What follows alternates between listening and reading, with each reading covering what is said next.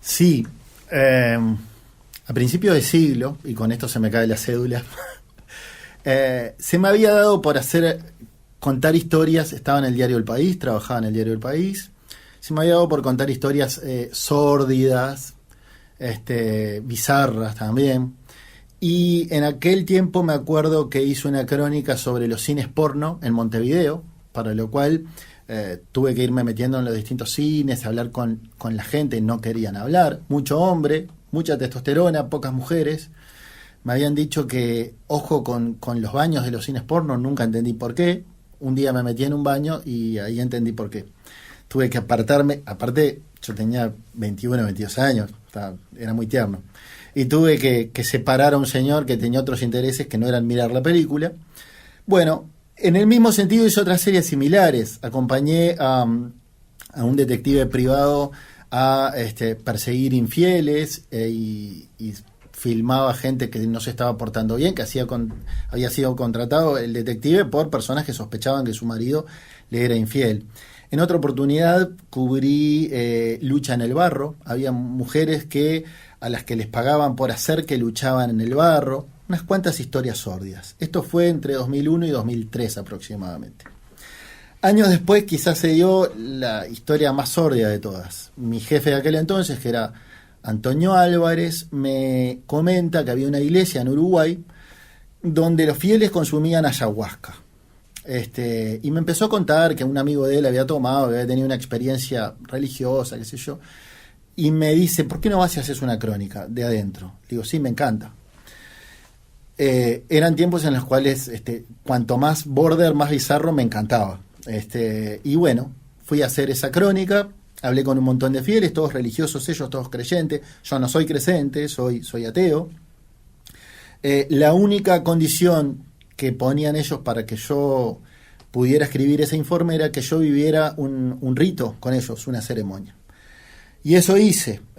Había que cantar en portugués, no era un problema porque ando bien en el portugués. Bueno, empecé a cantar en el portugués, a moverme como ellos, las mujeres de un lado, los hombres del otro.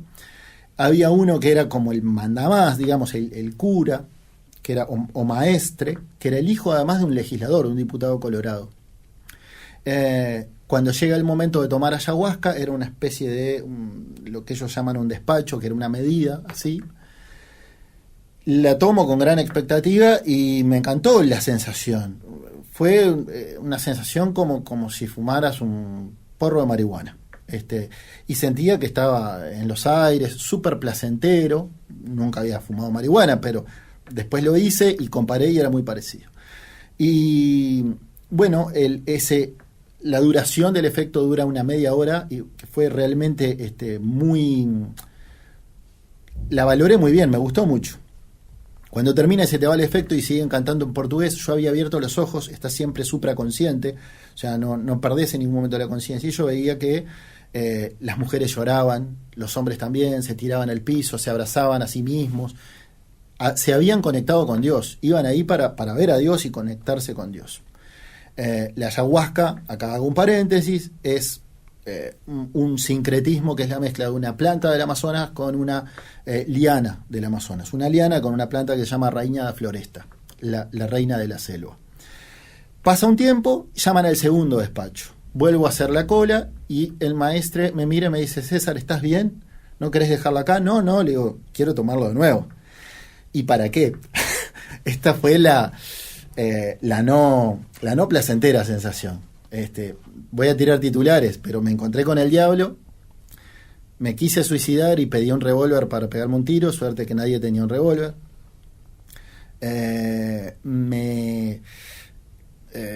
Sentí que estaba enloqueciendo, que realmente estaba enloqueciendo, pedí que me internaran. Fue muy gracioso porque mientras todos se encontraban con Dios, yo personifiqué en uno de los fieles, que además era el encargado de estar como regente mío, como cuidador, digamos. Para mí él era el diablo. Y me hacen sentarme en una silla y me daba un foco y yo sentía un perro que ladraba, parecía un lobo, aullaba más que ladrar, y sentí un miedo pavoroso, como nunca antes en mi vida quizás sentí un miedo. En ese momento él me toca el hombro y me dice al oído, ¿tenés miedo? Y no me oriné encima de casualidad. Realmente sentí miedo. Unos minutos después pedí un revólver, no aguantaba más la locura. Pregunté si alguien tenía un revólver, me quería pegar un tiro. Me dijeron, no tenemos, pero tranquilo, estás haciendo... te está haciendo el efecto, algo tenés que resolver. Y yo me sentía muy culpable porque yo me estaba mandando algunas macanas en mi vida privada con mi pareja en ese entonces, y sentí que me estaban cuestionando por ahí. Quise arrancar a mi casa y empecé a correr, me frenaron, no, estás muy lejos, eso era aeropuerto de Carrasco, Camino de los Horneros, en realidad yo vivía en Tres Cruces, muy lejos. Hasta que de a poco fue pasando el efecto, empecé a sentirme cada vez mejor, ellos me llevaron a mi casa, no dormí del todo bien esa noche, y al otro día de un tirón escribí la crónica, porque no me olvidaba de absolutamente nada, recordaba cada cosa que había hecho. Y bueno, fue una crónica, después me llamó Victoria Rodríguez, lo conté en televisión en Esta Boca es Mía, años después fui a Santo Iseña y conté mi experiencia también con la ayahuasca. Hicimos un informe porque había gente que se había suicidado tras el consumo de ayahuasca. Entonces, en definitiva, fue una cobertura que me marcó mucho. Hubo un antes y un después. Ellos querían que yo volviera. Yo les prometí que nunca más iba a tomar eso y hasta ahora vengo cumpliendo. Pero sin dudas es muy removedor para los creyentes, para los que creen y realmente se encuentran con Dios. No se lo recomiendo a quien lo va a hacer por divertimento, por recreación. Pero me marcó mucho cómo a veces en aras del periodismo podemos hacer cosas tan jugadas que en mi caso terminó bien, pero sé de otra gente que no ha terminado del todo bien.